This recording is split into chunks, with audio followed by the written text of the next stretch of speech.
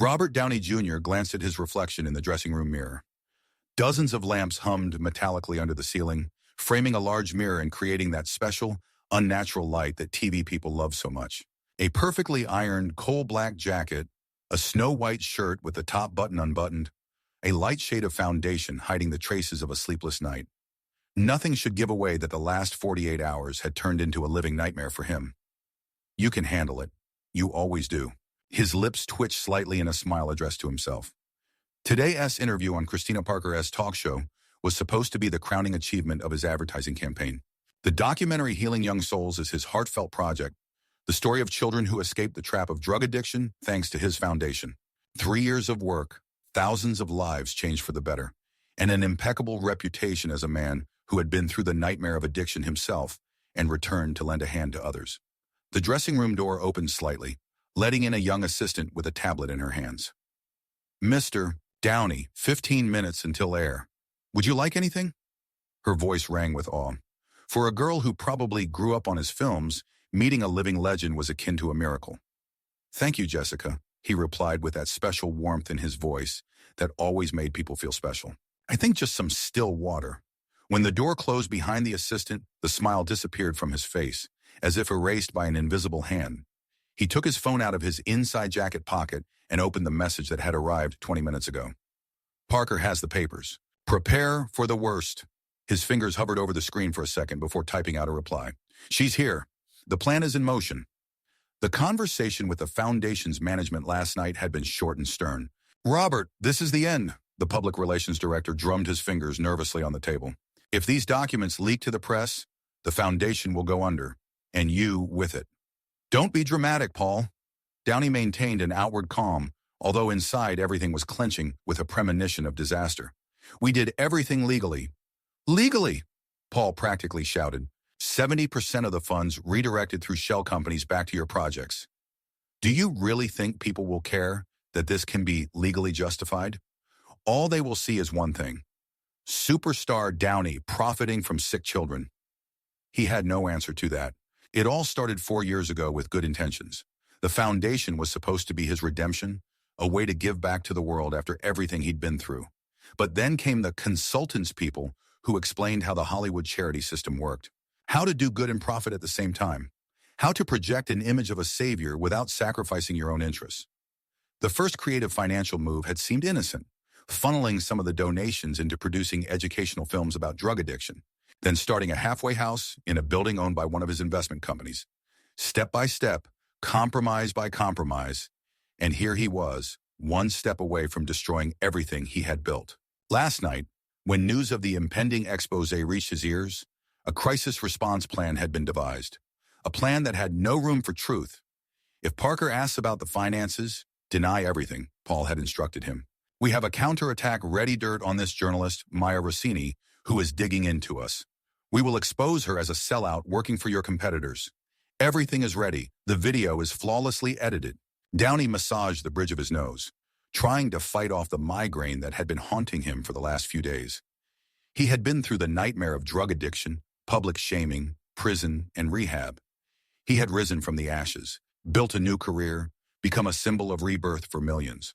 And now it was all hanging by a thread again. A knock on the door pulled him out of his thoughts. "Mr. Downey, the water you asked for." Jessica set the bottle on the table. "And Miss Parker says she was looking forward to seeing you. She said she had some specific questions." The girl was smiling, but something in her voice made Downey wary. She knew, or had heard something. This whole darn town was one big rumor machine. "Thank you, Jessica. Tell Miss Parker I am looking forward to seeing you too." When the door closed, he downed half the bottle of water in one gulp. His hands were shaking slightly. He was 59, and over the years he had learned to wear masks so perfectly that sometimes he himself could not tell where the image ended and the real Robert Downey Jr. began.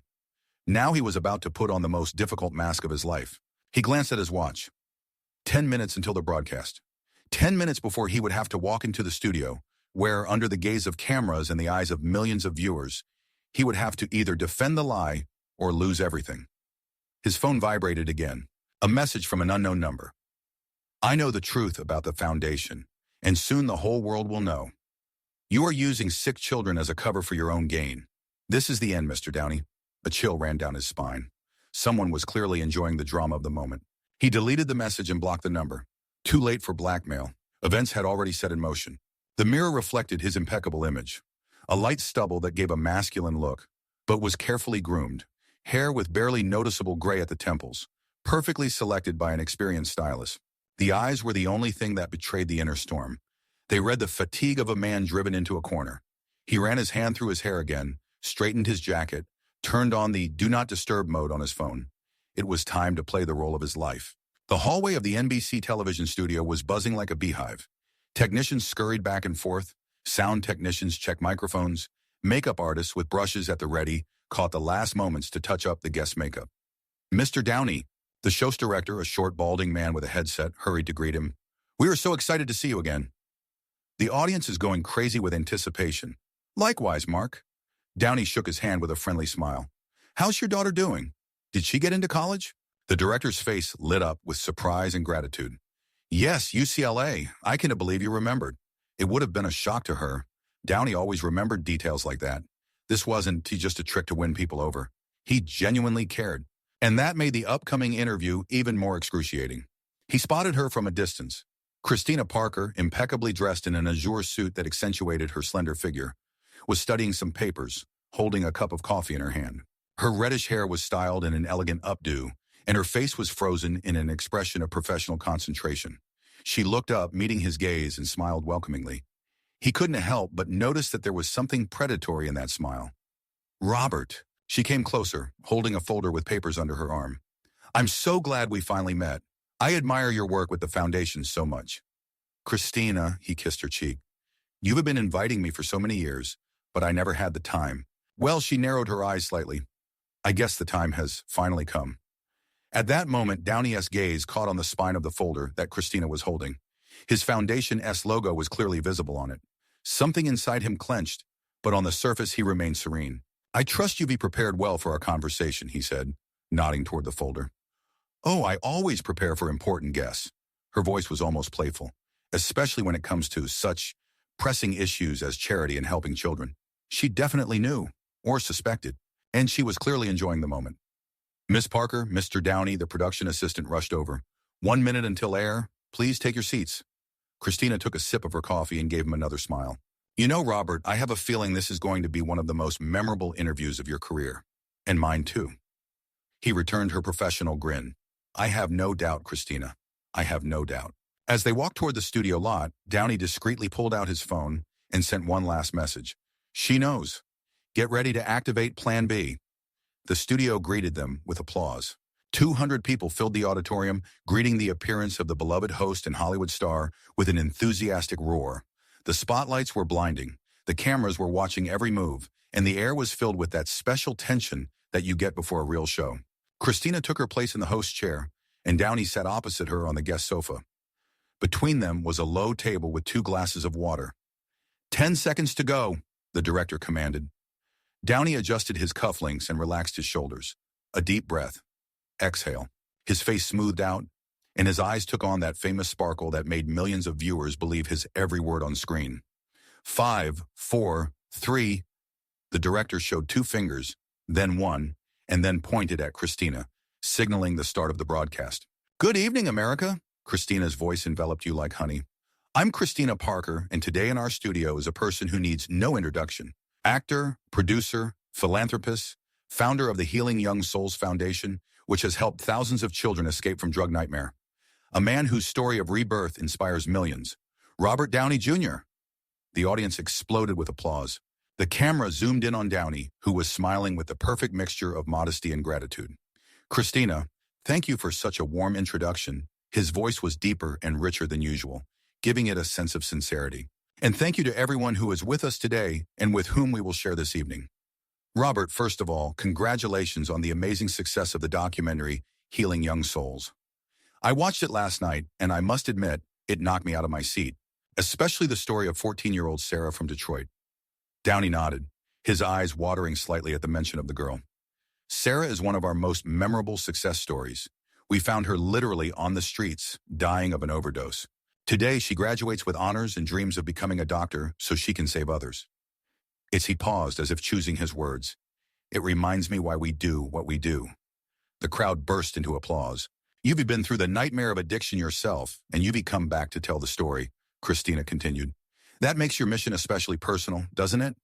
Absolutely, Downey leaned forward. When you've stood on the edge yourself, when you know what it's like to lose everything, including yourself, you understand how important real, genuine help is. Not judgment, not moralizing, but real support. He took a sip of water, feeling his throat dry. Despite the air conditioning, the studio was hot from the spotlights and the attention of hundreds of eyes. And that's why his voice grew firmer. We created a foundation that doesn't just say the right thing, but actually changes lives. In 4 years, we've helped more than 5,000 kids go through rehabilitation programs, go back to school, reunite with their families. Christina smiled, but her eyes remained cold. Those are truly impressive numbers, Robert. 5,000 lives is no joke. Every life saved is a victory, Christina. Every child who picks up a book instead of a syringe is a victory. The audience applauded again. Downey felt their energy, their support. He was in his element, riding that wave of charisma that always helped him out of difficult situations. You know, what is the secret of our success? He glanced around the room, establishing contact with the audience. Transparency, honesty, the fact that every dollar that comes into the fund has a specific purpose, to save another young life. It was at that moment that he noticed Christina open her folder. Her smile became sharper, like a predator ready to pounce. Speaking of dollars, Robert, her tone suddenly changed, becoming more formal. I have a few questions about the financial structure of your fund. Downey felt a chill run down his spine, but his face betrayed no emotion. He was ready for this. The plan was ready. All that remained was to follow it. Of course, Christina, our finances are transparent as glass, he smiled with a touch of self-irony. Unlike my youth, this caused laughter in the audience, diffusing the tension for a moment. Really? Christina pulled a document out of the folder. According to these financial statements that came into my hands this morning, only 20% of the money raised actually goes to rehabilitating children. The other 80% goes through a series of shell companies and ultimately back into your personal projects. Is that true? The studio went dead silent. The camera zoomed in on Downey's face, where for a split second something like fear flashed, quickly replaced by genuine indignation. Christina, I don't know where you got this information, but it's completely false. His voice remained calm, but became sharper. Our foundation publishes quarterly financial statements that are independently audited. Every cent is tracked and directed exactly where it should go. To save children. Then how do you explain these documents? Christina turned the paper so that the camera could capture the contents. Downey saw familiar numbers, tables of redirected funds, names of shell companies. The documents were real. Someone had leaked information that should never have left the Foundation's finance department. These documents could be doctored, taken out of context, or simply misinterpreted, he answered without hesitation, following a prepared line of defense. In a charity of this size, the financial flows are complex and multi-layered. Money does flow through different structures, but it is all about tax avoidance, legally and transparently. Some of the audience nodded approvingly. Downey felt a surge of confidence. He could do this. He always did. Tax avoidance? Christina raised an eyebrow. Or a way to leverage the trust of people who give to help children to fund your films and real estate?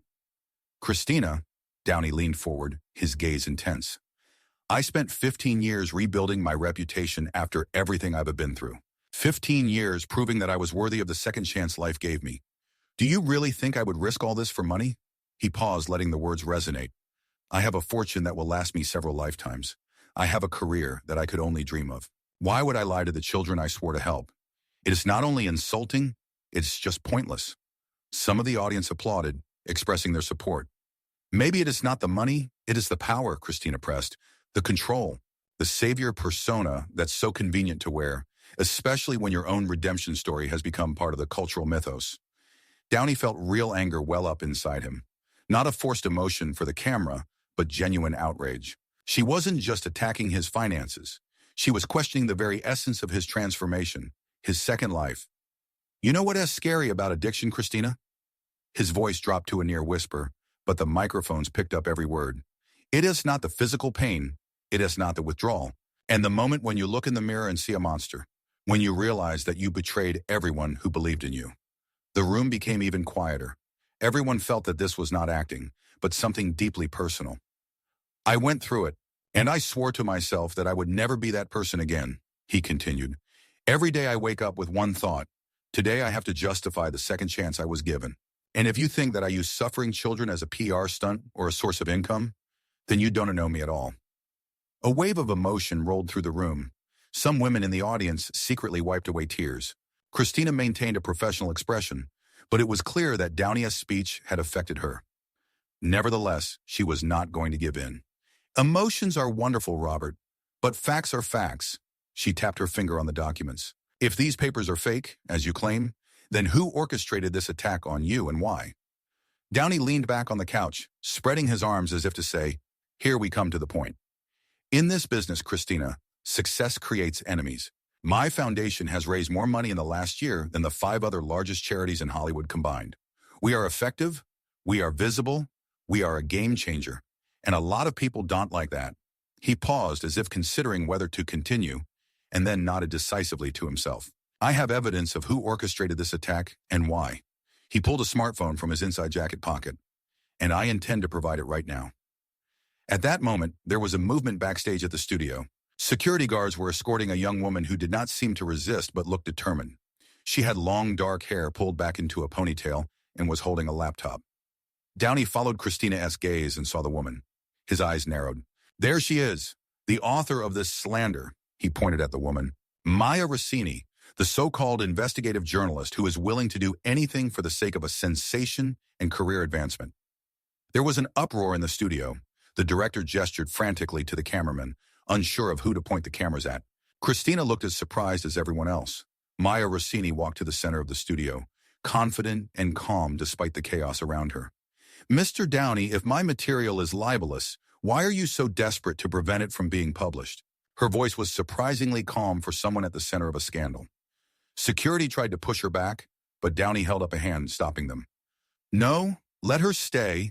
Let America see who is trying to destroy the work that saves children. He turned to Maya, his eyes ablaze with a mixture of anger and determination. Ms. Rossini, I am not afraid of the truth. I fight lies, and now everyone will see who you really are. Christina, trying to regain control of the situation. As the standoff between Downey and the unexpected arrival of Maya Rossini unfolded in the studio, Christina Parker watched with growing unease. An hour ago, she had been sitting in her office, certain that she held the most explosive story of the year in her hands. Now things were spiraling out of control. She glanced at her file, then at the producer, who was frantically gesturing toward the cameras, unsure of what was happening. This wasn't just an off-script situation. This was complete chaos on air, and her career was about to skyrocket or plummet. It had all started exactly 30 minutes ago, when an anonymous email arrived in her inbox with the subject line urgent, Downey, fund, scam. Christina usually ignored messages like these. Part of her job was to filter the torrent of dirt that everyone felt obligated to throw at celebrities. But something about the subject line had made her open the email. Oh my God, she whispered, flipping through the pages of financial statements. The money-moving schemes were complex, but the gist was crystal clear. The Healing Young Souls Foundation looked like an ingeniously constructed Ponzi scheme. The money came from gullible donors, passed through a series of shell companies, and most of it ended up in projects owned by Robert Downey Jr. Ms. Parker? The voice on the intercom interrupted her thoughts. Yes, Mark? Marketing wants to know if it's okay to use the promise that today you'll ask Downey the most challenging questions of his career on social media. They say it'll boost ratings. Christina allowed herself a thin smile. Tell them that today I'll ask the most challenging questions in the history of television, and say no more. Her phone vibrated, a private line whose number only a few people knew. Christina Parker, she said, holding the receiver between her ear and shoulder as she continued to study the papers. You received my letter, a male voice said. Not a question, but a statement. Who are you? It doesn't matter. All that matters is that the documents are real. Every number, every name, every transaction. I work with the Downey Foundation. Why did you decide to leak this information? And why me? Her journalistic instincts demanded that she check the source, make sure it was reliable. Because you are the only one brave enough to use this material, and because, the voice paused, because I believed in this foundation. I believed that we really were helping children. And when I realized the truth, you know what the most disgusting thing is? It works. The foundation really does help.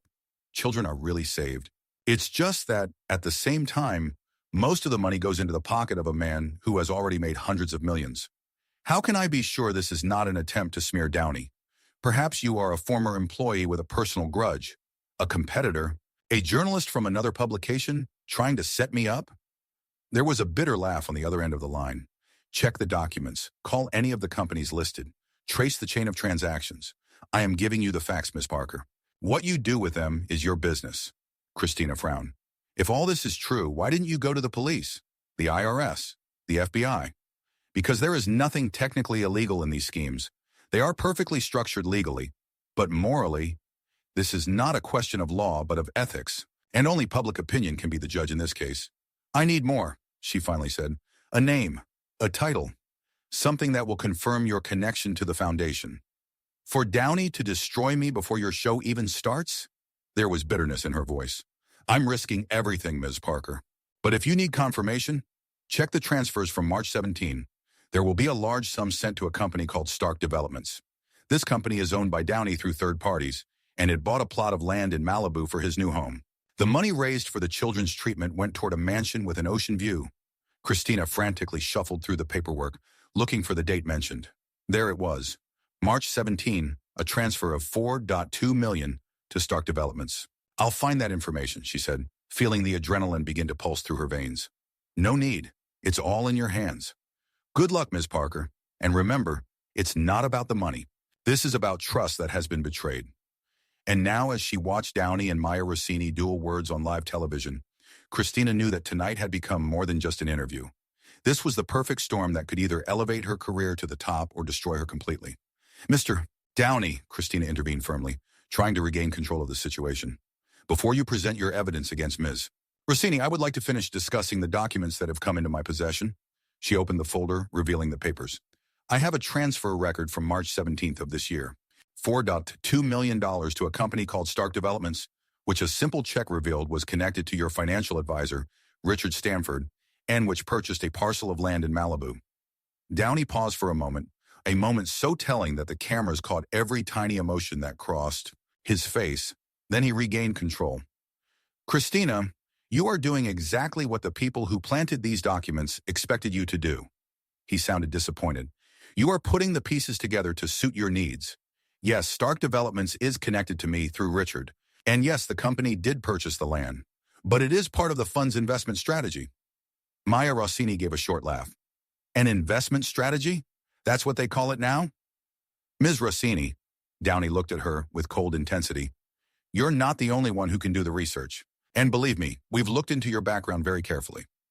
At that moment, a video appeared on every screen in the studio, a secret recording of Maya talking to an unknown man, discussing the amount of money she would receive for taking Downey out.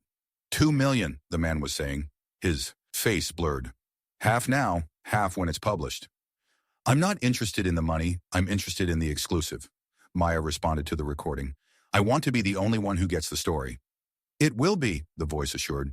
We want Downey out, and you're the perfect tool. The video ended, and the studio went dead silent. The cameras zoomed in on Maya, who had gone pale. This is a montage. It wasn't me. Her voice was shaking, but there was determination in it. Really? Downey raised an eyebrow. This video has been verified by 3 independent experts. There is no evidence of editing. It is you, Ms. Rossini, and your voice, and your motives. He turned to the audience. This is exactly what public figures have to deal with, especially those trying to change the world for the better. Journalists, hungry for a sensation, will do anything, even outright lies. Some of the audience began to applaud. Christina watched the proceedings, feeling the situation finally spiraling out of control. The video looked convincing. Too convincing. Meanwhile, in an expensive penthouse in downtown Los Angeles, James Montgomery watched the live broadcast, sipping whiskey. Next to him, a young man with a laptop sat. How did you like the video, Mr. Montgomery? The young man asked with a smile. Our deepfake team did an impressive job. Perfect, Montgomery nodded. Even I almost believed it. Now watch and learn how reputations are destroyed and new narratives are created. On screen, Maya Rossini tried to defend herself. This is pure fabrication. Her voice was confident, despite her obvious nervousness. I have never met this man. I have never accepted money for my stories. It is a classic tactic to discredit a journalist if the facts cannot be refuted. What facts, Ms. Rossini? Downey retorted. You are waving around documents that could be faked as easily as a fake video. The only difference is that the video of you is real. Christina decided it was time to intervene. Let's get back to discussing the documents. Regardless of who provided them or why, the information they contain requires an explanation. Downey shook his head. You don't understand, Christina. This is not just investigative journalism. This is a planned attack.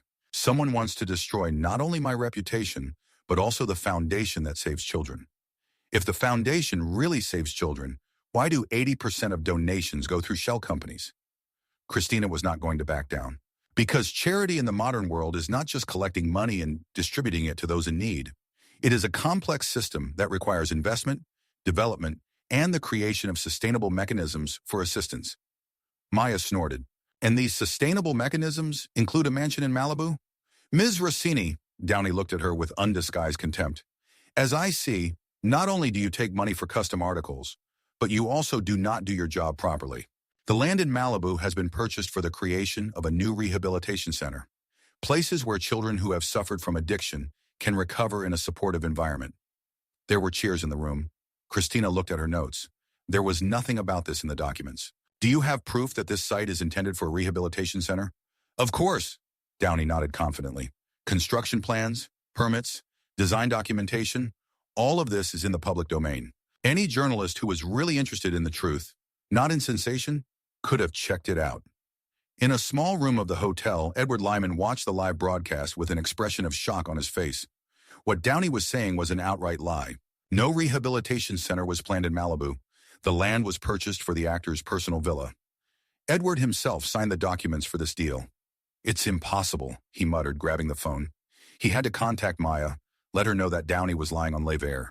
But before he could dial the number, there was a knock on the door of the room. Persistent, confident, almost threatening. Edward froze. No one knew where he was staying. He registered under a false name, paid in cash. The knock was repeated, even more insistent. Who is it? Edward asked, not approaching the door. Mr. Lyman, a male voice rang out. My name is John Wilson. I represent the interests of Mr. Montgomery. We need to talk. Lyman felt the blood drain from his face. James Montgomery was one of the most powerful media moguls in the country, a man known for his ruthless business methods. I don't know any Montgomery, Edward tried to lie. Mr. Lyman, don't waste our time. We know you leaked the fund documents. We know about your contact with Rossini, and Mr. Montgomery wants to offer you a deal. Edward walked to the door but didn't open it. What deal? Not through the door, sir. Open it and we'll discuss the details in a civilized manner. The tension in the NBC studios continued to mount. Maya Rossini was not about to back down in the face of accusations of corruption. Mr. Downey, you can show as many fake videos as you like. The facts are the facts. She pointed to the folder in Christina's hands. Donors' money doesn't go to helping children. Ms. Rossini, Downey looked genuinely annoyed. You just don't understand how a charity of this scale works. This isn't a grandma handing out cookies to the homeless. It's a complex ecosystem where every dollar should not just help today, but also create the conditions for sustainable help tomorrow. Christina decided to approach it from a different angle. Robert, let's get away from the personal attacks and the numbers. Tell me straight, what percentage of every dollar donated actually reaches children in need of drug addiction treatment? Downey paused as if considering the answer. This was dangerous territory, and he knew it. If we talk about the direct costs of treatment, rehabilitation, psychological support, about 20 cents out of every dollar. There were indignant exclamations in the room. Downey raised his hand, calling for silence. But that doesn't mean the other 80 cents go to waste. They are invested in the development of programs, research, the creation of new rehabilitation centers. They're working for the future, not just today. Christina nodded. And one of those investment projects is a $4.2 million plot of land in Malibu? Exactly. At that moment, Maya Rossini's phone rang. She glanced at the screen. Edward Lyman's number. It could be critical. Excuse me, she said, holding up her hand, showing the phone. Are you seriously going to take a call in the middle of a live broadcast? Downey looked almost amused. When it comes to the truth, I'm willing to break any rules of etiquette, Maya retorted, accepting the call and turning on speakerphone. Edward, you're on the air. Go ahead. There was a moment of silence in the studio. Then a man's voice sounded tense. Maya, they know. Montgomery knows. The line went dead. Maya looked at the phone in panic, then at Downey, then at Christina. Who's Montgomery? Christina asked, sensing a much deeper story unfolding beneath the surface. James Montgomery. Maya looked like she just had a revelation. Media mogul, owner of Montgomery Entertainment. He was trying to buy the rights to Downey's story for a TV series. Downey froze, and this time his face didn't hide the shock. How do you know that? I didn't know, but now it all becomes clear. He's the one behind this. He wants to destroy you because you refuse to sell him the rights to your story. Christina looked from one to the other, not understanding what was happening. Wait, are you telling me that all these allegations of financial fraud are part of some kind of war over the rights to the story? No, Maya said firmly. The documents are real. The fraud is real. But the reason this information has come out now is because of Montgomery's personal vendetta. Downey shook his head slowly. You wouldn't get the point anyway. Charity is a business, like everything else in this world. A business at the expense of sick children? Maya didn't hide her disgust. At the expense of anything, Downey suddenly looked tired. That's the world. But even in this cynical world, the foundation really does help. Hundreds of children have been given a chance at a new life. Yes, I use some of the money for other purposes. Yes, it's legally structured so as not to break the law. But does that make the help any less real? In the hotel room, Edward Lyman looked at the man sitting across from him. John Wilson, Montgomery's representative, looked like a typical Hollywood businessman. An expensive suit, an impeccable haircut, attentive eyes assessing the interlocutor. Mr. Lyman, my client admires your integrity. Not everyone would dare to go against Robert Downey Jr. I did not do this to admire your client. Edward tried to remain calm, although everything inside screamed danger. I did it because it was right. Wilson smiled, that special smile that never touched the eyes. Of course, and Mr. Montgomery wants to help you bring the truth to the world. But there is one catch. What is it? The story must have the right teller and the right moment for publication. Edward frowned. What do you mean? I mean there's a drama unfolding right now, live on NBC, that will destroy not only Downey but your journalist friend. This is the wrong moment and the wrong storyteller. Maya is the best journalist I know. She's been working on this story for months, risking everything. Wilson made a dismissive gesture. She's a minor figure. Mr. Montgomery can give this story a much bigger reach. Through his media empire, the truth will reach millions. So what do you suggest? A simple solution. Wilson opened the briefcase he held in his lap. Inside was a laptop. Right now, you're going to record a video message admitting that the documents handed over to Rossini and Parker are forgeries. That this was your revenge on Downey for firing you, and that you deeply repent. Edward stared at Wilson, incredulous. You want me to lie? To admit that genuine documents are forgeries? I want you to become part of a larger game, Mr. Lyman. Downey is about to destroy Rossini's reputation with his fake video. She will become a pariah in the profession. He will get you too. With his resources, it is easy. But if you help us, Mr. Montgomery will guarantee you a new identity, a job with one of his companies, and, of course, generous compensation. And the truth? The truth is relative, Mr. Lyman, especially in Hollywood. Edward stared at his open laptop, feeling an invisible trap closing around him. He thought he was fighting for the truth, but he was a pawn in a game played by people for whom the truth was just a tool. In the penthouse, Montgomery watched the live broadcast with undisguised delight. Magnificent, he muttered, taking a sip of whiskey. Just magnificent. They're tearing each other apart, not realizing that it's all part of the script. His assistant glanced nervously at his boss. Sir, what if Lyman refuses to cooperate? Montgomery shrugged. Then we have a backup plan. Either way, by the end of the day, Downey will be begging me to buy the rights to his story just to control the narrative. And Rossini and Parker? Collateral damage, my boy. Every battle has casualties. Montgomery raised his glass as if making a toast. To the truth, the most expensive product in our business. At the NBC studio, Christina Parker was trying to regain control of a situation that was teetering on the brink of total chaos. Let's get back to the facts, she said firmly. Regardless of who initiated this investigation and why, the documents show clear violations in the fund's operations. Moral violations, perhaps, Downey replied, but not legal. Isn't charity about morals first and foremost? Maya interjected. Downey smiled bitterly. In a perfect world, yes. But we live in a reality where charity is a billion-dollar industry, an industry that operates by the same rules. Downey looked straight into the camera, his voice confident but also tinged with a new weariness. Charity is a billion-dollar industry, an industry that operates by the same rules as the rest of the world. But the difference is that even in those conditions, we save lives. Real lives of real children. The camera panned to Maya Rossini's face, where the struggle was evident. Do these kids know that the help they're getting is paid for with ill-gotten gains? Unfair? Downey shook his head. You make it sound like I'm robbing banks. I'm using legitimate financial instruments. Every step I take is checked by dozens of lawyers. Legal purity is not the same as moral, Maya retorted.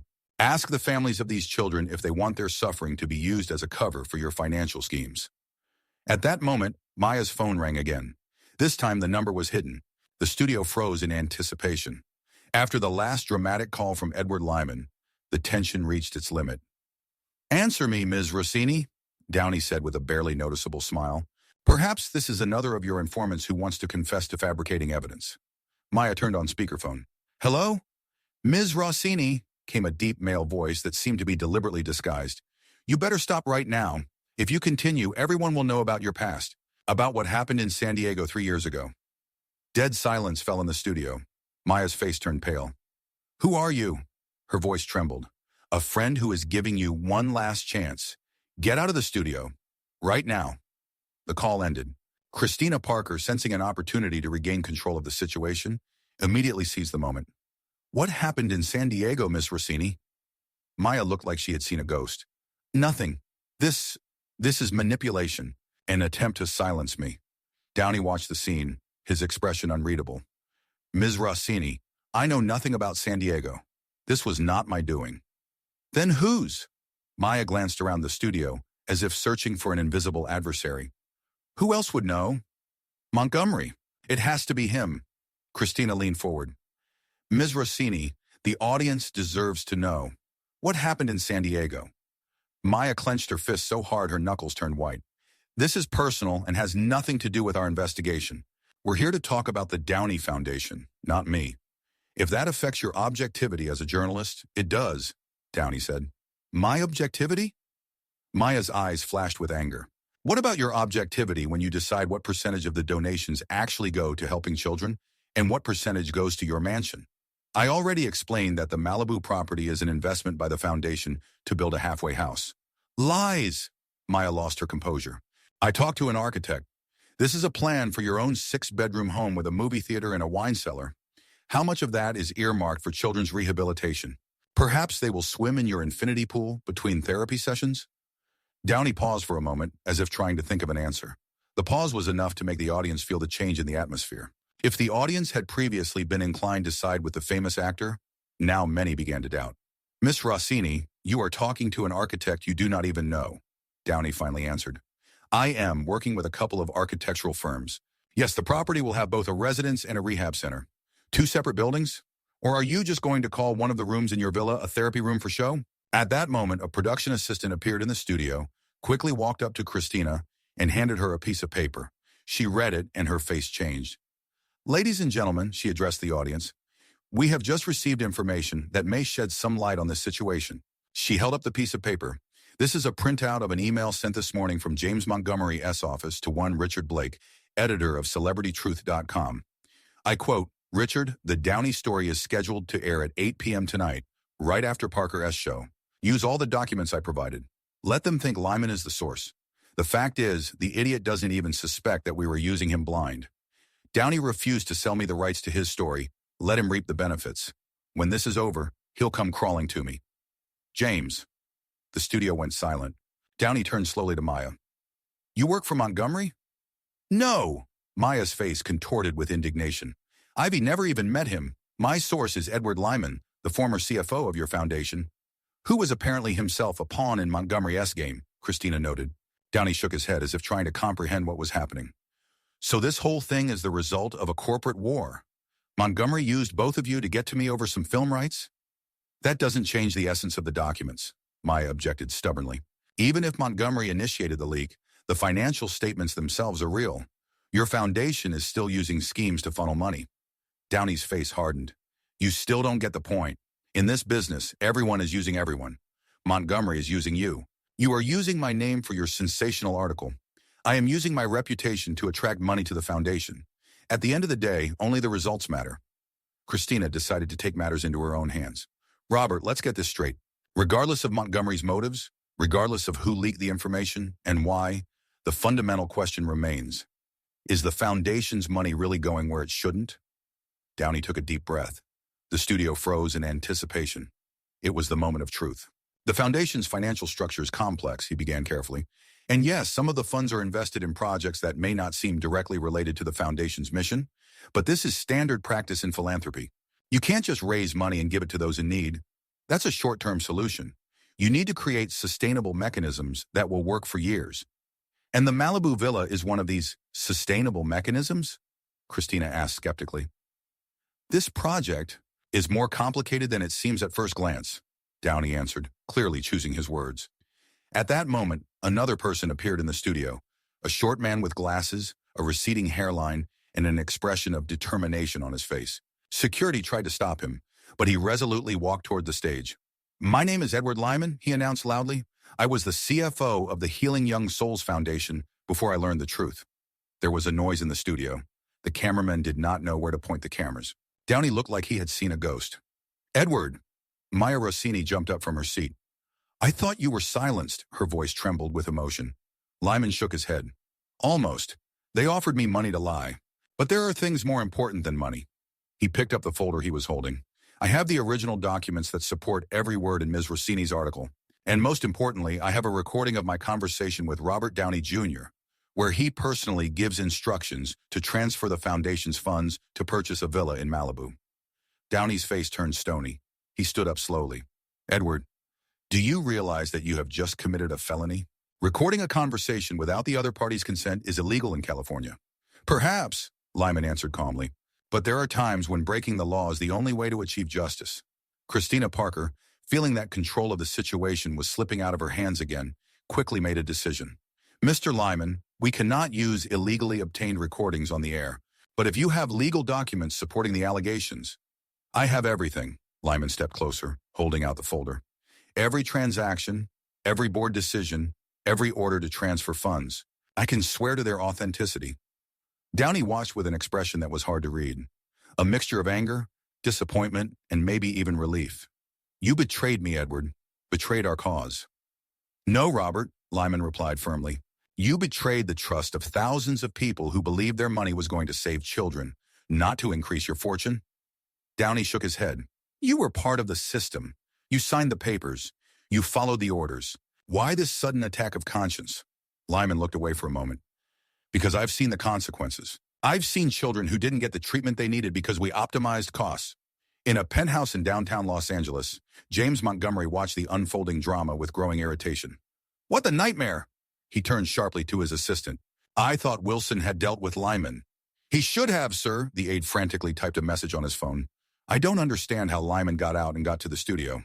This changes everything." Montgomery slammed his fist on the table.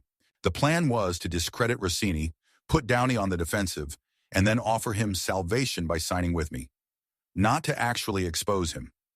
Maybe it's not too late to step in. We have material on Lyman, the story with his ex-wife." Montgomery shook his head. "It's too late. They're out of control." In the NBC studio, Christine Parker leafed through the documents Lyman had handed her. Her face grew more serious with each passing page. "Mr. Downey, it shows here that over the past 2 years, the foundation has raised more than $76 million in donations. Of that, only $14 million has gone to actual help for children. The rest is investments, administrative expenses, marketing, and a series of transactions in offshore companies of which you personally are the ultimate beneficiary. Can you explain that?" Downey was silent for a long moment. The cameras showed close-ups of his face, where the internal struggle was reflected. Then he suddenly smiled, a bitter, almost cynical smile. "You know, I'm tired of playing these games." He sat up straight in his chair, looking straight into the camera. "You want the truth? Here it is. Yes, the foundation uses schemes to minimize taxes and redirect funds. Yes, a significant portion of the money does not go directly to the children, but to other projects, including my personal ones. But you know what? This is how the entire Hollywood charity system works. Everyone, a celebrity foundation operates on the same principle." The studio was silent, broken only by the sound of rolling cameras. Christina looked stunned by the unexpected confession. "Are you admitting that you used your foundation as a tool for personal enrichment?" She sounded incredulous. "I admit that I played by the rules of a system that I did not create," Downey replied. "A system in which charity has long since turned into a business and a PR tool. And yes, I received financial benefits. But at the same time, and this is important, the foundation really did save children. Hundreds, thousands of children were given a chance at a new life." Maya Rossini shook her head. "Are you justifying deception by saying that everyone does it? What if the children you helped find out that they were used as a cover for financial fraud? Downey shrugged. What if they find out that without these, as you call them, frauds, the foundation could not exist at all? In a world where public attention is the most valuable resource, philanthropy without a big name and aggressive PR simply cannot survive. Edward Lyman, standing next to Maya, looked confused. Do you really believe what you're saying? That the ends justify the means? And do you really believe, Edward, that the world works differently? Downey turned to him. You were CFO for 3 years. I always knew it was wrong, Lyman said quietly. But I convinced myself that the end result was more important. Until I saw how desperately needed the kids were, the ones we denied treatment because the foundation chose to invest in real estate. Christina took a moment to steer the conversation back to the point of constructiveness. Robert, let's get this straight. Do you admit that the foundation operated in a morally gray area, exploiting legal loopholes? But you know what else I admit? That without those loopholes, without my name and my involvement, thousands of kids would be out on the streets, still shooting heroin. So yes, I used the system, but the system used me too. He glanced around the studio, at Christina with her questions, at Maya with her righteous anger, at Edward with his belated conscience. You all think of yourselves here as fighters for the truth, but the truth is, the world is not black and white, especially the world of Hollywood and big money. Everything is shades of gray, and sometimes, to do something good, you have to compromise. Compromises? Maya did not hide her disgust. Villas worth millions are not a compromise. They are a scam. Downey smiled that bitter smile again. And why do you think people give to charity, Miss Rossini? Out of pure altruism? No, because it gives them a sense of moral superiority, because it is good for their image, because it reduces their taxes. We all use each other. This is the real truth that no one wants to admit. The studio was so quiet you could hear the clock on the wall ticking. Christina broke the silence with a question that seemed to hang in the air. If it's as you say, Robert, then why did you choose kids with drug addictions? Why not something less emotionally charged? Downey's face changed, suddenly vulnerable. Because I've been through that nightmare myself, and I know what it's like to be at rock bottom. Every kid I see in our rehab centers reminds me of myself. I really want to help them, and I do help them, even if the methods are far from ideal. He paused as if collecting his thoughts. You know what's most ironic? The foundation actually does good. It really does save lives, even if it doesn't work the way it presents to the public. That's the main paradox. Sometimes good things are done with dirty hands. Maya shook her head. That's not an excuse. You can't build goodness on lies. What can you build it on, Miss Rossini? Downey countered.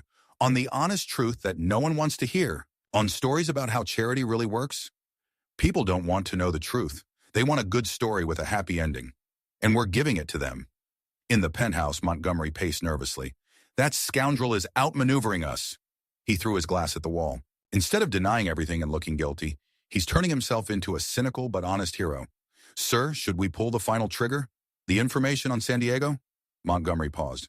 No, not now. That won't help. We need something more radical. He returned to the screen, watching Downey carefully. Cunning scoundrel. Admits what can no longer be denied and turns it into a confession. The public always loves a repentant sinner. But his reputation will still suffer, won't it? Yes, but not in the way I planned. He'll come out of this pretty battered, but not destroyed. And he wanted to be so desperate that he'll agree to my terms. In the NBC studio, Christine Parker tried to process the unexpected turn of events. Instead of catching Downey in a lie, she found herself witnessing a confession that was certainly shocking, but also strangely sympathetic. Robert, she said at last, your candor is stunning. But I have to ask, what's next? What will happen to the foundation after today's revelations? Downey took a deep breath. That's not up to me. It's up to the people who believed in the foundation's mission. Can they accept the truth about how the system works and continue to support us? Or will they prefer the comfortable illusion of another foundation that does the same thing, but does a better job of hiding it? He turned to Edward Lyman. You've been with me from the beginning, Edward. You've seen the children we've saved. You've seen the changes we've made. Has it all been for nothing? Lyman looked painfully torn. No, it hasn't been for nothing. We helped many, but the price was too high. Price? Downey smiled bitterly. And what is the price of a child's life, Edward? How much does it cost to pull a 14-year-old girl out of drug nightmare? Months of rehabilitation, therapy, medication, education, family support. All this costs money. A lot of money. And the system does not provide for it to appear just like that, out of thin air. There are other ways, Lyman insisted. Transparent, honest. Name at least one successful foundation that operates without celebrities, without aggressive marketing, without tax optimization, Downey retorted. At least one that helps thousands of children every year. Lyman was silent. Downey nodded as if receiving confirmation of his words. Exactly. There are none. Because in the real world, good intentions without resources are worth nothing. And resources in our world are not always obtained in clean ways. Maya Rossini, who had been listening with growing indignation until this point, could not stand it. So you consider yourself some kind of Robin Hood? Steal from the rich to help the poor and make a good living doing it? Downey looked at her with unexpected seriousness. No, Ms. Rossini, I don't consider myself a hero. I consider myself a man who does what he can in a world that is far from ideal. I use my name, my reputation, even my mistakes, to help those who are worse off than I was. And yes, I benefit. But don't you benefit by exposing me? Doesn't this sensation advance your career? It's not the same thing, Maya protested. I fight for the truth. For the truth? Downey shook his head. Or for a sensation? For justice? Or for your own fame? It's always easier to point out other people's sins than to admit your own. At that moment, the producer's voice came through Christina's earpiece. Christina, we have a message from the San Police. Christina, we have word from the San Diego Police Department. They are confirming an incident involving Maya Rossini 3 years ago. Details are ready to air if you give the signal. The producer's voice sounded excited in Christina's earpiece. She paused for a moment, looking at Maya Rossini. The young journalist looked tense, but she continued to press Downey for answers with a furious persistence. Professional ethics warred in Christina with the instinct of a predator who smelled blood. What is more important, to protect Maya's privacy or to give the audience the full picture? I am authorized to inform you that we have received information from the San Diego Police Department regarding an incident mentioned in an anonymous caller, Christina said, making a decision.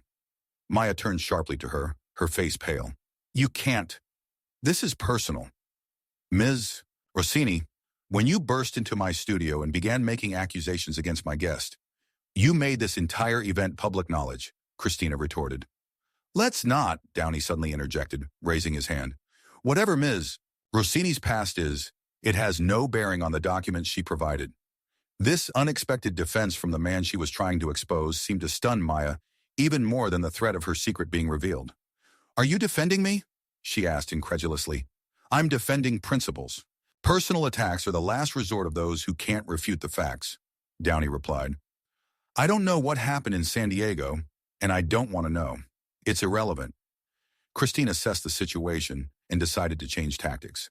Okay, let's get back to the documents. Edward, you were the foundation's CFO. Can you confirm that these diverting schemes were known to the entire board? Lyman nervously adjusted his glasses. Not all the details. Most of the board members only saw the final reports, where everything looked legal. Only a few people knew about the complex schemes using offshore companies and shell companies. Me, Robert, and the fund's lawyer. And you signed these documents voluntarily? Christina continued. Yes, Lyman admitted after a moment's hesitation. I knew it was morally wrong, but Robert was very persuasive. He talked about how we change the world for the better, how sometimes you have to compromise for the greater good. Compromises? Maya snorted. Stealing is not compromising. It's not stealing, Downey countered, remarkably calm. I've never taken money directly from the foundation. It's all through investments, contracts, management decisions, all perfectly legal. Legal but unethical, Lyman insisted. People who donated money were told that 90% of the funds were going directly to the children. But in reality, only 20%. There was a stir in the studio. The audience was whispering. Some were shouting questions. Christina noticed several people demonstratively leaving the room. Mr. Downey, would you like to comment on this discrepancy? She asked. Downey glanced around the studio, as if gauging the mood of the audience. I have already told the truth. The system does not work as it is presented to the public, but the results are what really matter. In 4 years, we have saved more than 5,000 lives. We have carried out successful rehabilitation for children who were abandoned by government programs. By deceiving those who believed you, Maya did not give up. By using a system that was created long before me, Downey answered. And you know what's the saddest thing? After your exposure today, donations will decrease.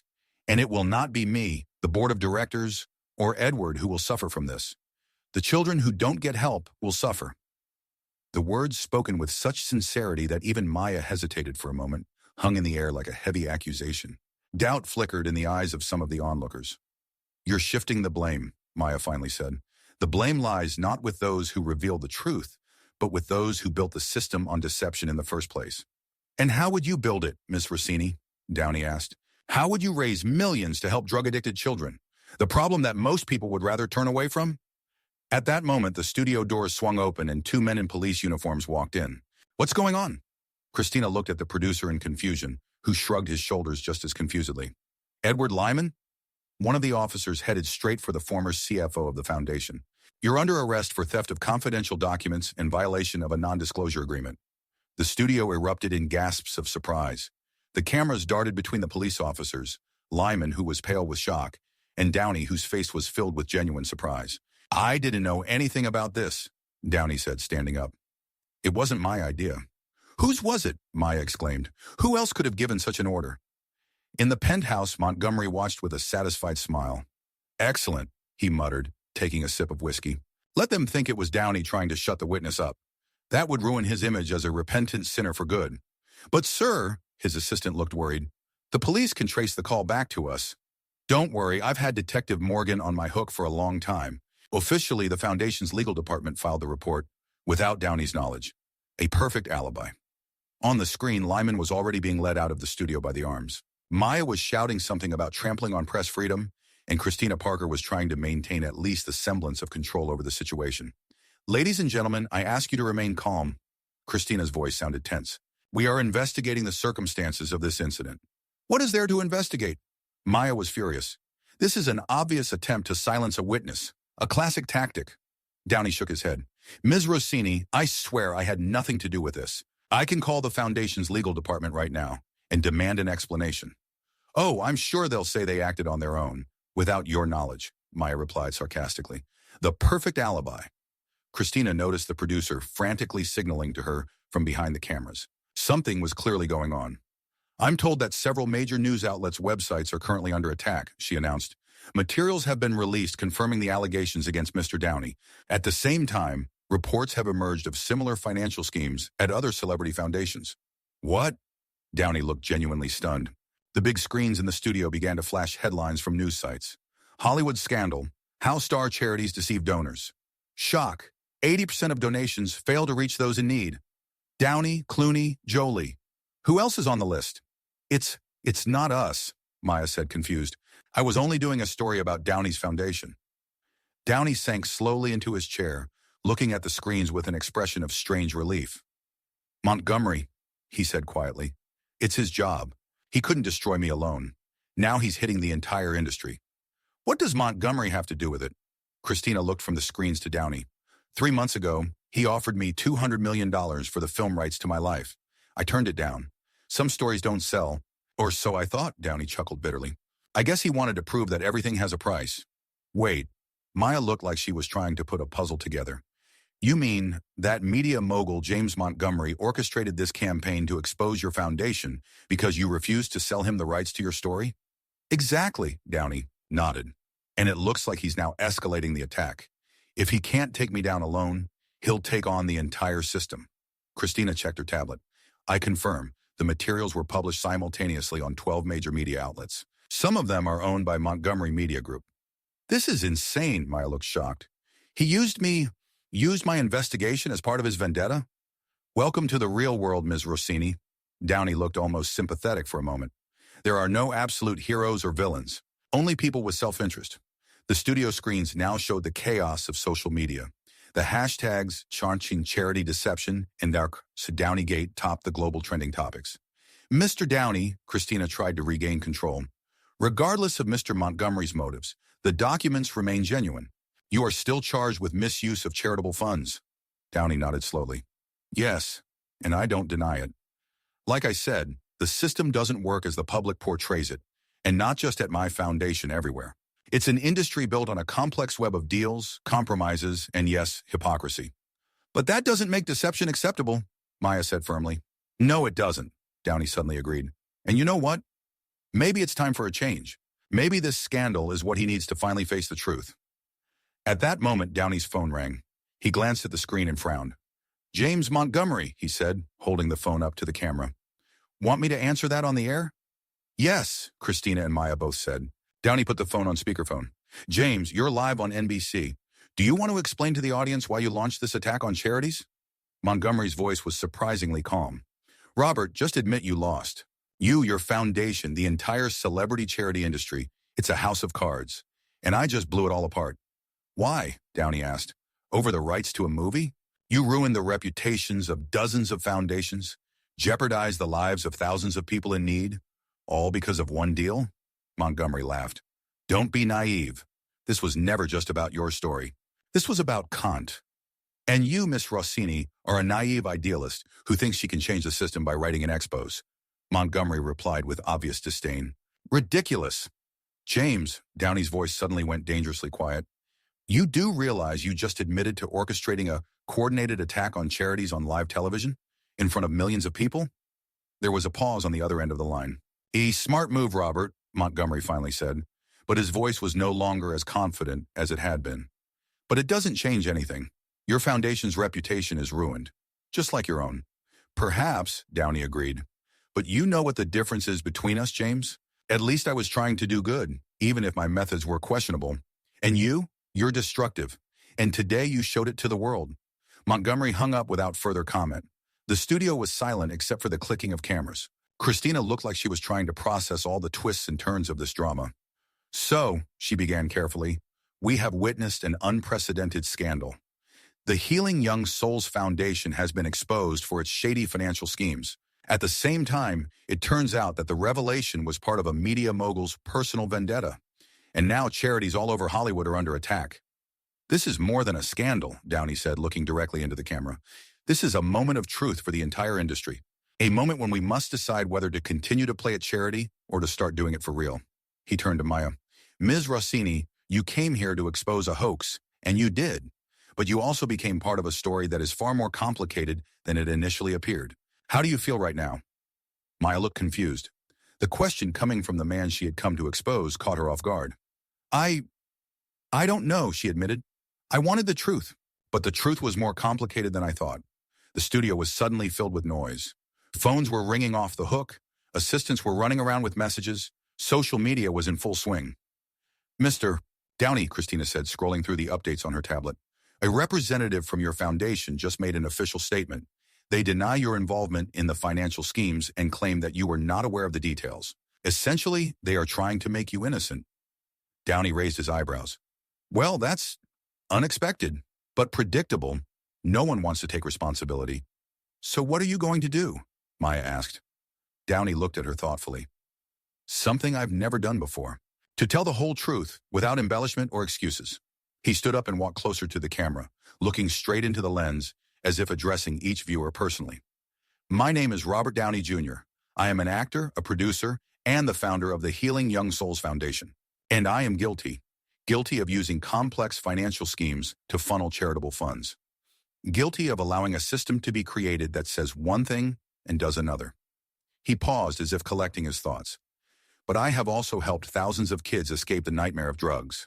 Gave them a chance at a new life, and I would do it again, even knowing the consequences. Because in a world where the aid system is broken, sometimes you have to choose between being completely honest and actually helping. I chose to help, and I am prepared to answer for that choice. In the penthouse, James Montgomery threw the phone across the room in a rage. The son of a bitch is squirming again. He grabbed the bottle of whiskey, turning a scandal into a confession, in a moment of redemption. Sir, we still got our way, the aide said carefully.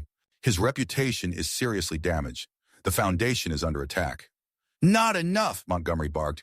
He should be on his knees begging for help. And now he's turning into a goddamn martyr for the truth. He paused, looking at the screen, where Downey continued his speech. A thought flashed in the media mogul's eyes. Activate the San Diego Protocol, he said slowly. It's time to show what happens to those who really cross me. In the NBC studio, Downey concluded his address. I'm not asking for forgiveness. I'm not asking for understanding. I'm just telling the truth. Finally. And no matter what happens next, I'll take the consequences. Because every child we've helped was worth the risk. The studio erupted in applause. Not universally, so many in the audience remained grim-faced but loud enough to show that Downey's words had resonated. Maya looked at him with an expression that warred with conflicting emotions, disbelief, respect, confusion. It is a nice speech, she finally said, but words are just words. What are you actually going to do to fix this? Downey looked at her with unexpected respect. That's a fair question. I have a plan. Before he could continue, the studio doors swung open again. This time it was a woman in a suit, flanked by 2 security officers. My name is Sarah Jenkins, and I represent the Securities and Exchange Commission, she said, flashing her credentials. We've received a tip about possible financial irregularities in the operations of the Healing Young Souls Foundation and have come to seize the documents for investigation. Christina glanced at the producer, who was gesturing wildly, indicating that this was not part of the show's plan. Ms. Jenkins, Downey looked surprisingly calm. You've come a long way for nothing. All the documents are already in the public domain, thanks to Ms. Rossini, and I am fully prepared to cooperate with any investigation. However, we must follow procedure. The SEC spokeswoman was adamant. Please hand over any materials you have. Wait a minute, Maya interjected. How did you react so quickly? This scandal broke literally an hour ago.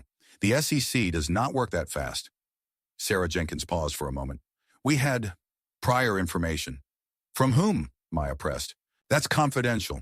Montgomery, Downey said quietly.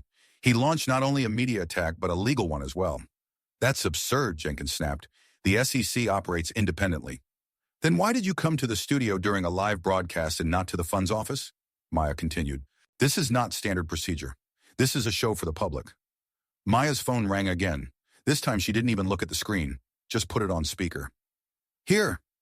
Maya, it's Edward. Lyman's voice sounded out of breath. I was released. There were no real charges. It was just an attempt to intimidate. Where are you now? Maya asked. Back to the studio. And I'm not alone. I have FBI agents with me. Real agents, not Montgomery's front men. They're investigating a case of corporate blackmail and market manipulation. Sarah Jenkins visibly tensed. She glanced at her companions, who were looking increasingly uncertain. We'll be back with an official warrant, she said quickly, and headed for the exit. This is insane, Christina looked shocked. We've witnessed unprecedented manipulation. A media mogul is using his influence to orchestrate an attack on Hollywood charities, all for a personal vendetta. Not just a vendetta, Downey countered. This is a show of force. Montgomery is showing he can destroy the reputation of anyone who dares to turn him down. Maya shook her head. But these are charities we're talking about, helping children in need. How can this be used as a battleground for corporate warfare? Welcome to the real Hollywood, Ms. Rossini, Downey chuckled bitterly. This is all business, even charity. New headlines appeared on the studio screens. Montgomery under investigation. FBI probes Hollywood corporate blackmail.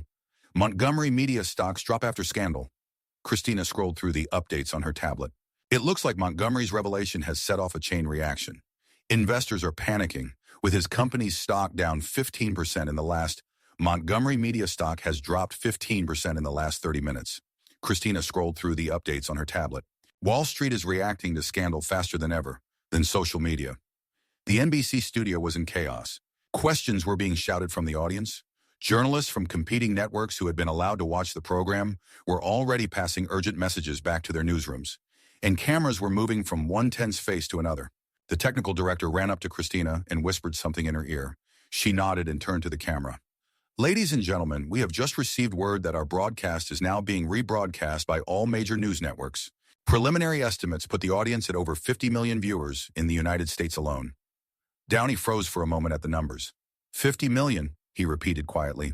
That's more than my last movie did in its first week of release. Because this isn't a movie, Maya said. This is real life, with real consequences. Downey nodded, looking her in the eye with unexpected sincerity. Yes, and the consequences are just beginning. The studio doors opened again, and Edward Lyman returned, accompanied by 2 men in dark suits. They did not introduce themselves, but their professional reserve and attentive gaze marked them as federal agents. Edward! Maya rushed to him. What happened? Are you okay? Perfectly okay. Lyman looked tired but determined. They tried to intimidate me. 2 men, presumably police, pushed me into a car and drove me to some office. But real FBI agents were already monitoring the situation and intervened. One of the men accompanying him stepped forward. We cannot comment on the details of the investigation, but Mr. Lyman is currently under federal protection as a key witness in a case of corporate blackmail and market manipulation. So you are confirming that James Montgomery is under investigation? Christina asked, stepping into the role of a journalist.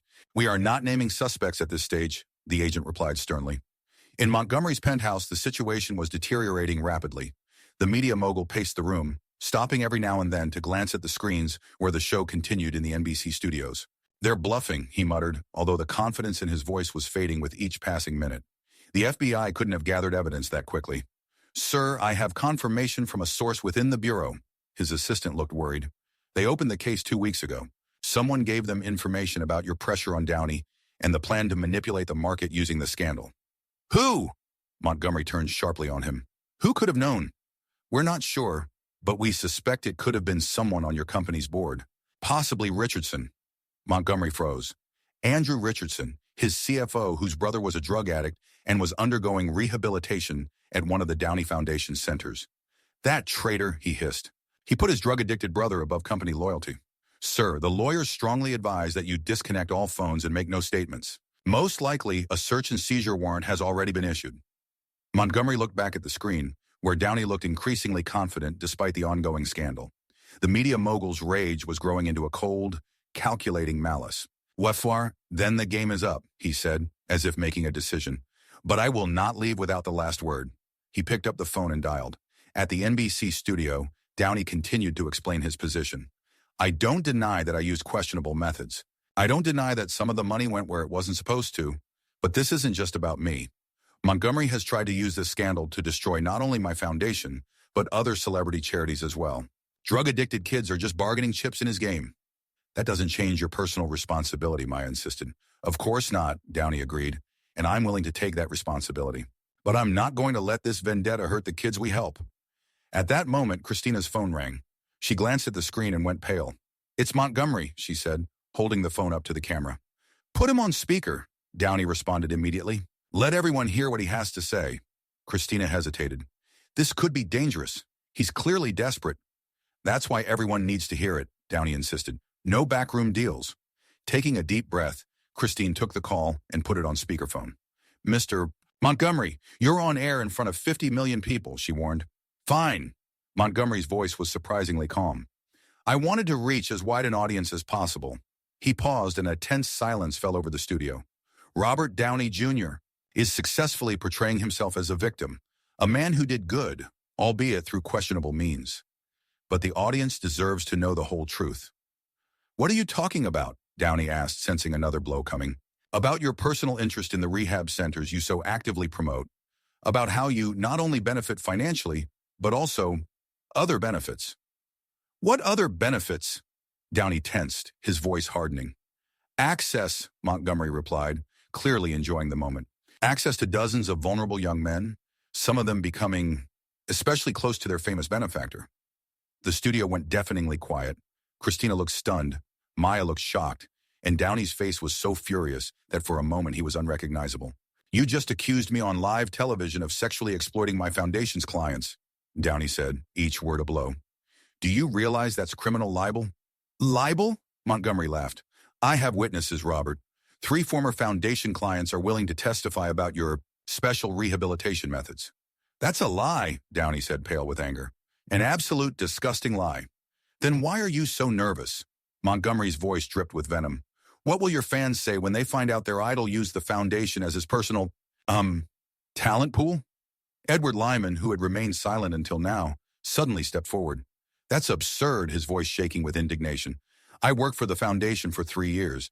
I personally oversaw all the rehab centers. If there was anything like this, I would know." "You would know?" Montgomery asked sarcastically. "The same way you knew about the financial fraud you signed up for over the years, Mr. Lyman?" Downey raised his hand for silence. "James, you've crossed a line.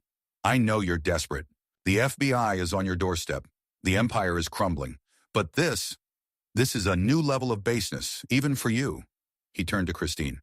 "I demand that this call be terminated immediately. Mr. Montgomery is using your airwaves to spread slander that has no basis in reality." Christina nodded and disconnected the call, despite Montgomery's protests. A heavy silence fell over the studio. "Mr. Downey," she finally said, "these allegations are extremely serious, even if they are unfounded. How do you intend to respond to them?" Downey exhaled slowly, trying to maintain his composure. "The only decent way is with complete transparency. I demand a thorough investigation into every halfway house in our foundation. I demand every employee, every client, And yes, I am prepared to take a lie detector test myself if necessary. He looked directly into the camera, and there was such conviction in his eyes that even the skeptics in the audience fell silent. I may have used shady financial schemes. I may have diverted money to the wrong places. But I swear on everything that is sacred to me, I have never, not once, taken advantage of any client in our centers. Ever. In the penthouse, Montgomery threw the phone at the wall. They disconnected me. Those cowards were afraid to hear the truth. Sir, his assistant looked alarmed. Your last call was reckless. Accusing a person of sexual assault without evidence is a criminal offense, especially on live television. Proof? Montgomery laughed. It's not necessary. It's enough to sow the seed of doubt. The public will do the rest. But sir, if these charges are false, of course they are false. Montgomery made no secret of it. But who cares? In today's world, an accusation is a conviction, especially an accusation like this. He turned back to the screen, where Downey continued to speak with such passion and conviction that even without the sound, it was clear he was desperately defending himself.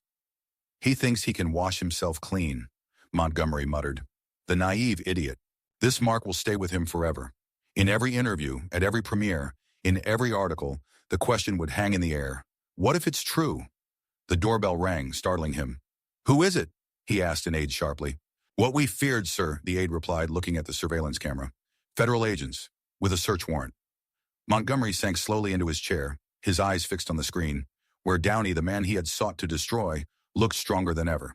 Scoundrel, he whispered. Somehow, even now, he's winning. At NBC, Christina tried to steer the discussion back to a more constructive direction. Mr. Downey, regardless of Mr. Montgomery's outrageous allegations, we must not forget the proven facts. Your foundation did engage in questionable financial practices. What are you going to do about it? Downey, still pale with anger, but noticeably more collected, nodded. You're right, and I have a specific plan. First, I'm stepping down as head of the foundation immediately. Second, I'm returning all the money that was diverted to my projects from my personal funds. That's about $30 million. Third, a complete restructuring of the foundation with the involvement of independent auditors and a supervisory board. And what about legal liability? Maya asked. I'm prepared for any consequences, Downey answered firmly. If the prosecutor's office deems it necessary to bring charges, I will not shirk. He paused as if collecting his thoughts. But the most important thing now is that the children who depend on the foundation's help do not suffer because of my mistakes or someone's vendetta.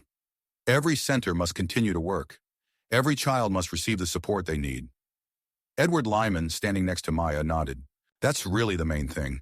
And I am willing to help with the transition to ensure continuity. After everything that has happened? Christina looked surprised. Do you still believe in the mission of the foundation? I believe in the children we help. Lyman answered simply. They should not have to pay for the mistakes of adults. At that moment, Maya received a message on her phone. Her face changed when she read it. There's an update on the Montgomery situation, she said, looking up. A colleague of mine just told me that the FBI has arrived at his penthouse with a search warrant. At the same time, documents are being seized from the Montgomery media offices. The first images from the scene appeared on the studio screens, showing federal agents carrying boxes of papers out of the media corporation's headquarters. It appears that the FBI's investigation is about more than just the pressure on Downey, Maya continued, scanning the message. There are allegations of systematic celebrity blackmail, market manipulation, and corruption. Christina looked alarmed. If this is true, we're talking about the biggest scandal in Hollywood history, a media mogul using his empire for manipulation and blackmail. It's not just a scandal, Downey said. This is a systemic problem. Montgomery is just the most brazen representative of a culture that rewards manipulation and deception, a culture of which I admit I was a part. What do you mean? Christina asked. I mean that Hollywood philanthropy is often used for tax avoidance, public relations, and personal enrichment. That celebrity foundations are used less to help those in need and more to create a certain image. And that has to change. At that moment, another unexpected guest appeared in the studio, an elegant middle-aged woman in a formal suit. My name is Elizabeth Cole, she introduced herself. I am the attorney representing the 3 teenagers mentioned by Mr. Montgomery. Downey immediately tensed. Are you saying that these allegations are true? On the contrary, Cole replied calmly, I am here to publicly state that none of my clients have ever made any such allegations against Mr. Downey. In fact, all 3 of them categorically deny any wrongdoing on his part.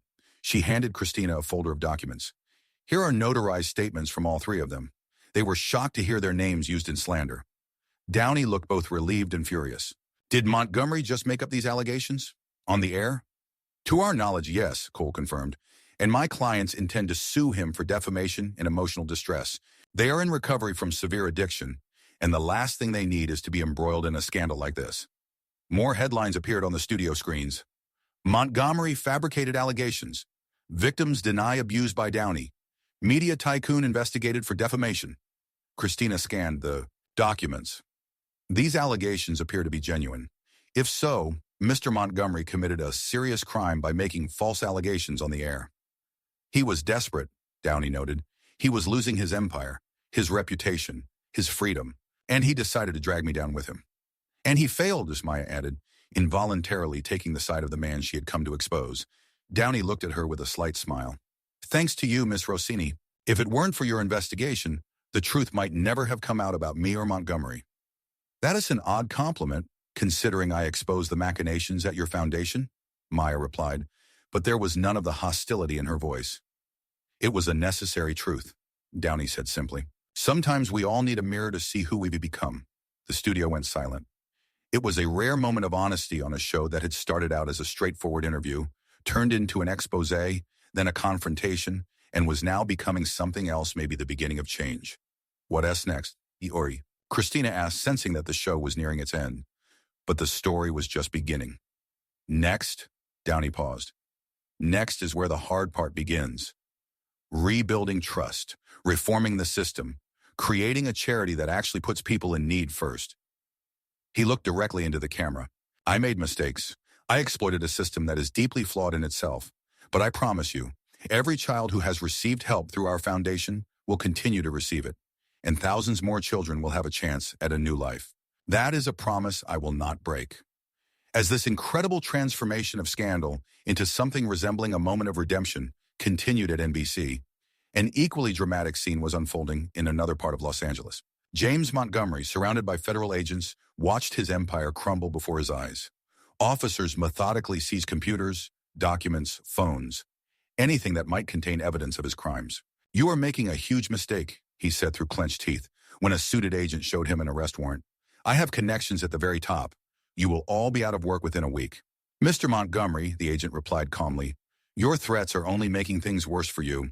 We currently have a warrant for your arrest on charges of blackmail, market manipulation, and slander. And the list could go on. Slander? Montgomery laughed, though his laugh sounded broken. For telling the truth about Downey? For the false accusations of sexual assault you made on live television without a shred of evidence, the agent clarified. We already have statements from alleged victims who categorically deny your allegations.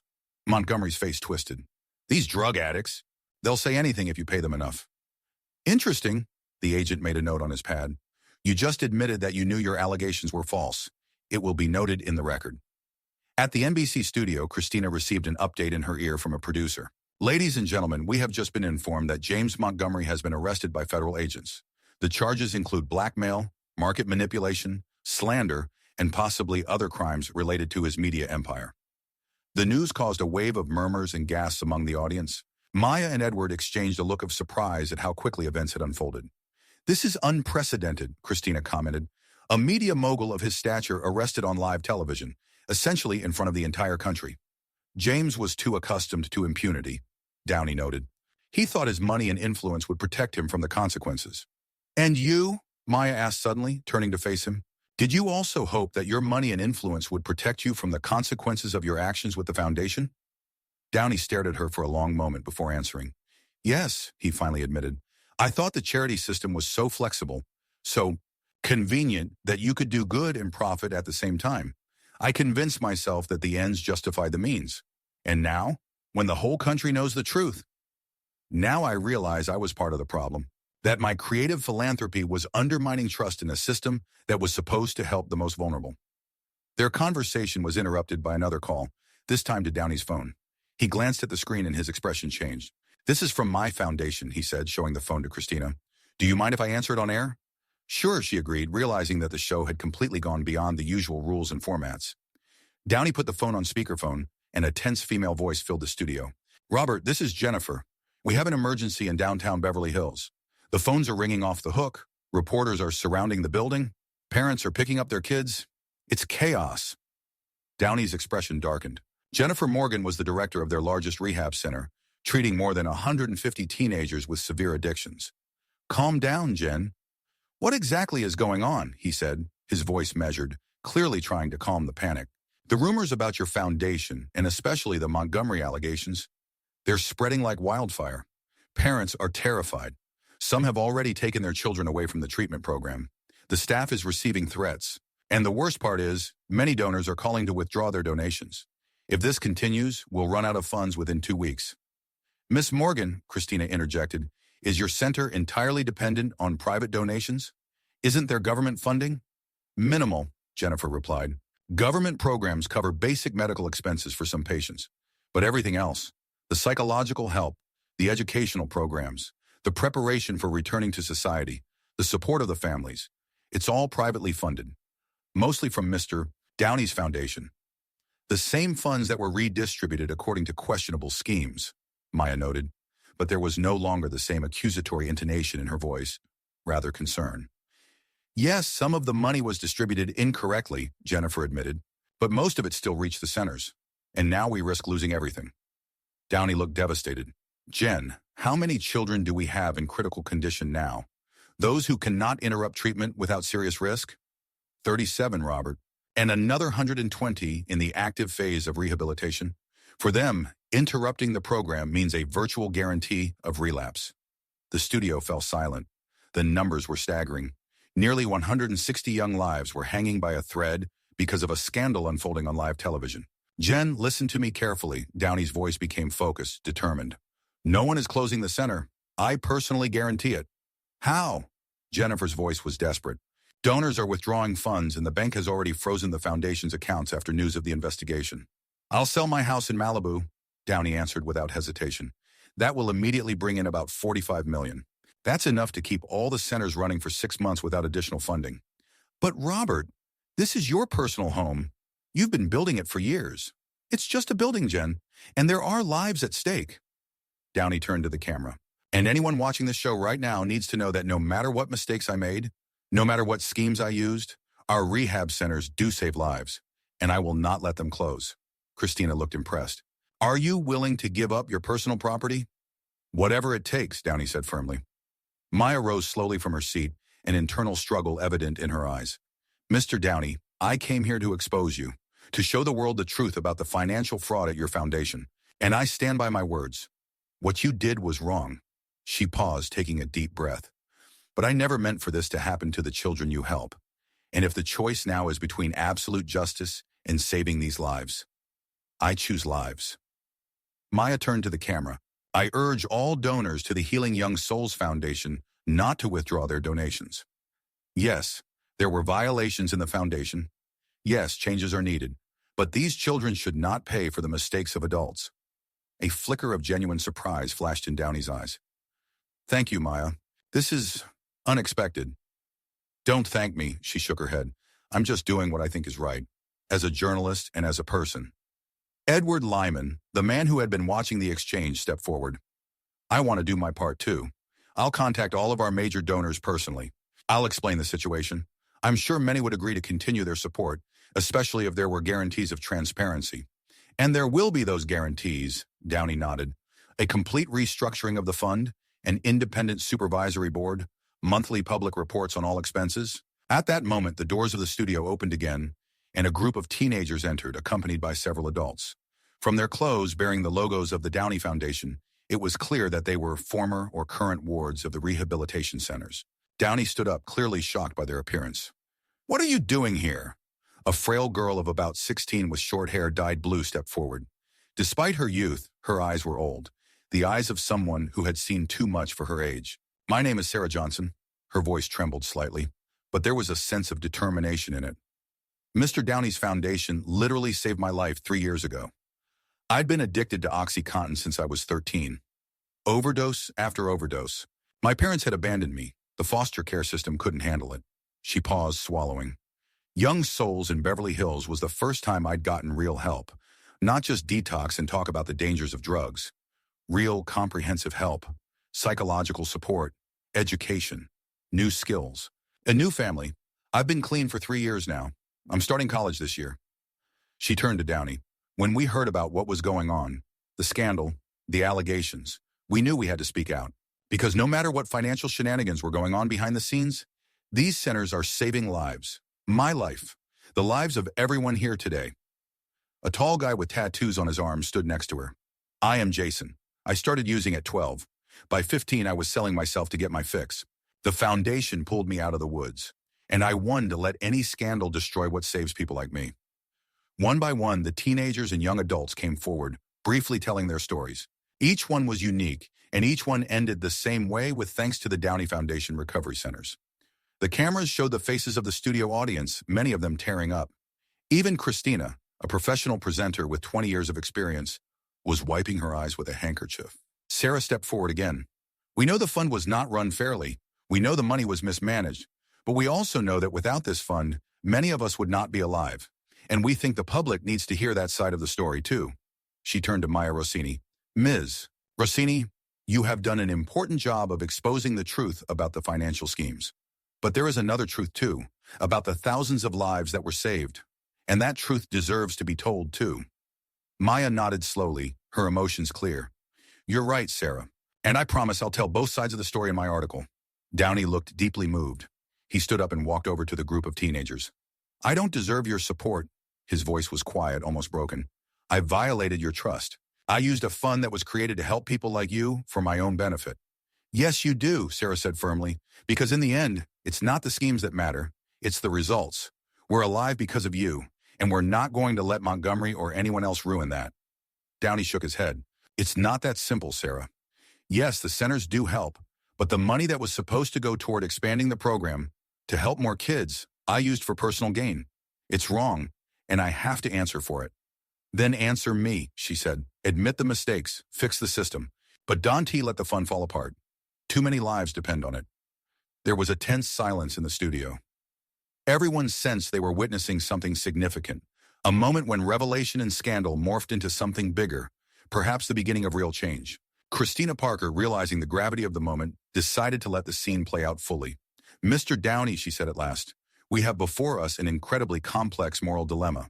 On the one hand, financial fraud that cannot be justified. On the other, real lives that your fund has saved despite those frauds. How do you propose to resolve that contradiction? Downey slowly returned to his seat, but something in his posture had changed. He no longer looked defensive or justified. There was determination in his eyes. The only way is through complete transformation. Not just my foundation, but the entire Hollywood philanthropy system. He paused, collecting his thoughts. I can't change the past. I can't undo decisions I made out of greed, vanity, or just plain following the warped norms of the industry. But I can do something different. Downey looked directly into the camera. Today I am formally handing over control of healing young souls to a new independent board of directors made up of recovery professionals, community representatives, and, most importantly, former clients like Sarah. He turned to the teenagers standing nearby. You know better than anyone what works, what's genuine and what's just for show. And you're in charge. Sarah looked stunned. Are you serious? You're handing over control of the foundation to us? Not just you, but you too, as equal members of the board, with a voice in the decisions made. This statement caused a wave of whispers and exclamations in the studio. No one expected such a radical step. In addition, Downey continued, I am returning all the funds that were diverted improperly, about the $30 million from my personal assets, and I am making an additional $50 million in compensation for moral damages. $80 million? Christina did not hide her surprise. This is just the beginning, Downey answered. I also call on all my colleagues in Hollywood who have charitable foundations to conduct an independent audit and publicly report on the actual distribution of funds. The time has come for complete transparency. Edward Lyman, watching the transformation of his former boss, did not hide his surprise. Robert, do you realize that you just announced a real revolution in the field of Hollywood charity? Many may suffer. Or change for the better, Downey objected. Be that as it may, the old system has outlived its usefulness. There is too much hypocrisy, too much double standards. Maya, who had been silently watching the events unfold until now, joined the conversation again. Mr. Downey, your statements sound impressive, but words and promises are one thing, and real actions are quite another. As a journalist, I will monitor how these promises are fulfilled. I expect nothing less, Miss Rossini. Downey nodded. In fact, I invite you to be part of this process. Not as an observer from the sidelines, but as an active participant, perhaps as a member of the new supervisory board, which will monitor the work of the foundation and publicly report on all its actions. Maya looked astonished. You are inviting the journalist who exposed you to the board of your foundation? Exactly, because you have proven two things. First, you are not afraid to speak truth to those in power, and second, you care about the fate of the children we help. These are the qualities that make real change happen. The studio fell silent again. Everyone sensed that they were witnessing something unprecedented, not just a scandal or an expose, but a moment of genuine transformation. Sarah walked up to Downey and simply hugged him without words. The other teenagers followed her, some crying, some smiling through their tears. We won't let you down, Sarah whispered, loud enough for the microphones to pick up her words. Downey carefully pulled back and looked her in the eyes. I know. That's why I'm trusting you with the future of the foundation, because you are living proof that even in an imperfect, corrupt system, real good can be done. He turned to Christine. And now I'm ready to answer any questions you may have. No equivocation, no excuses, no corporate newspeak, just the truth, no matter how ugly it may be. The footsteps of federal agents echoed through the halls of Montgomery Media headquarters. An ordinary employee of the corporation, Andrew Richardson, a mid-level financial analyst, was led into the office that had belonged to the all-powerful James Montgomery that morning and was now filled with FBI agents sorting through documents. Mr. Richardson, the senior agent addressed him, we are grateful for your assistance. Your testimony and the documents you provided have proven invaluable to the investigation. Andrew nervously adjusted his glasses. He had never considered himself a brave man. Quite the opposite. A man who preferred to keep a low profile, do his job and not ask unnecessary questions. But sometimes life presents you with a choice that cannot be ignored.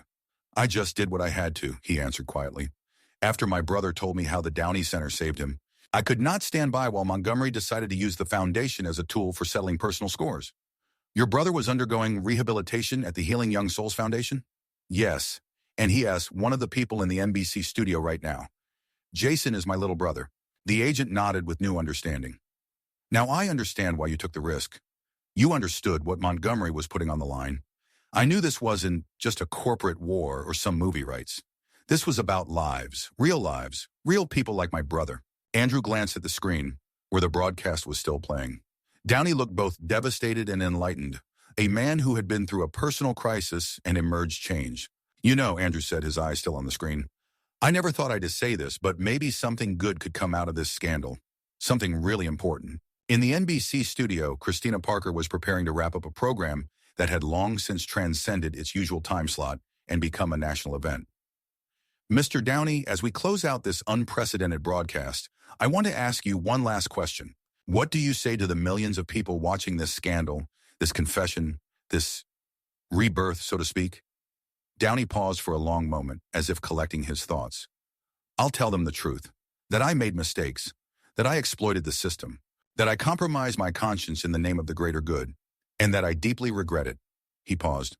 But I'll also tell them that even in the most imperfect system, good can be done, that thousands of children have truly been helped by our foundation, despite its flaws, and that now that the truth is out, we have a chance to build something better, something truly worthwhile. Downey turned to Maya. And I thank you, Miss Rossini, for making me face the truth. Sometimes we all need a mirror to see what we've become. Maya nodded, clearly touched by his words. And as for Montgomery, I hope his arrest is the beginning of a massive shift in the media industry. For too long, a few powerful people have controlled the narrative, deciding whose story gets told and how.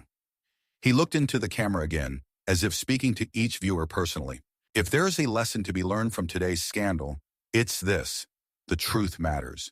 Even the inconvenient, ugly, career-destroying truth. Because only the truth can build anything real. Robert Downey Jr. stood, and Sarah, Jason, and the other rehab survivors stood with him. In that moment, they looked less like a celebrity and a group of teenagers, and more like equals, people united by a common goal and a shared experience of overcoming. I leave the studio now not as the head of a foundation, but as someone ready to support the next generation of leaders. And I promise you, all of you watching right now, that the story is just beginning. With that, he shook Christina's hand, gave Maya a surprise hug, and headed out of the studio with a group of teenagers, leaving behind a stunned audience and millions of viewers to process what they had just seen. Social media exploded. The hashtag Downeygate immediately became the #1 trending topic worldwide, but was soon overtaken by others. Joshua, healing young souls. Joshua, truth about charity. Ishar, Montgomery, under investigation. Comments ranged from furious condemnation of Downey to enthusiastic support, from calls for a boycott of all Hollywood charities to demands for systemic change in the field of charity. The internet was seething. Television networks interrupted regularly scheduled programming to cover an unprecedented scandal that was quickly turning into something bigger, perhaps a turning point for an entire industry. In the hallway behind NBC Studios, Maya Rossini caught up with Downey, who was heading for the exit, surrounded by teenagers and security. "Mr. Downey, wait!" She pushed her way through the crowd. Downey stopped and turned to face her. "Maya, something else?" "Yes," she handed him the tape recorder. "Are you serious? About reforming the fund? Handing over control to an independent board? Returning the money?" "Absolutely serious," Downey nodded. "All the legal paperwork will be prepared and signed in the next few hours. I have already contacted my lawyers." "And you really want me to be part of the oversight board? Me, the person who has come to expose you?" Downey smiled. For the first time in this crazy day, his smile looked genuine, without a hint of defensive sarcasm or tension. "You are exactly who we need there, Maya, because you are not afraid to tell the truth. And the truth is what the charity system needs most." "You've really changed," Sarah said, standing next to Downey. "This morning, you would have sued Maya rather than offered her a seat on the board." "Sometimes a crisis reveals who you really are," Downey replied. "And today I realize that I no longer want to be the kind of person who builds his image as a savior on lies and financial fraud. Even if the good deeds were real." He turned to Maya. "You and I may have started out as adversaries, but now we have a common goal, and I sincerely hope you will participate." Maya looked like she was having a serious internal struggle. Finally, she nodded. "I will accept your offer."